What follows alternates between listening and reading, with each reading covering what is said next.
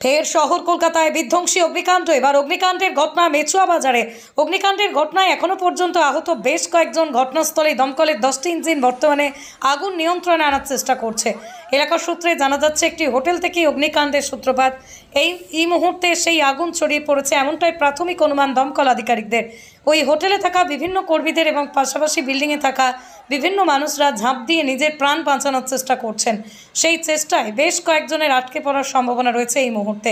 তার পাশাপাশি বেশ কয়েকজন আহত হয়েছেন এই ঘটনায়। তবে শহর কলকাতায় এরকম বড় অগ্নিকাণ্ডের ঘটনা যথেষ্টই শিহরণ ফেলেছে মানুষের মনে। আমার পরিচিত আছে, আমাদের পরিচিত সব আছে। এখন কি চলছে? এখন তো একজন তো ওখান থেকে লাফিয়ে শেষ হয়ে গেছে, আর বাকিগুলো সব। ও লাফিয়ে গেছিল? হ্যাঁ হ্যাঁ, ভয় লাফিয়ে গেছে। ও কোন ফ্লোরে লেগেছে আগুন? এখন তো কিচেন থেকে স্টার্ট হয়েছে, একতলা থেকে, হ্যাঁ, তারপরে 3 তলায়। আচ্ছা, কি নাম আপনার? সঞ্জয় রায়।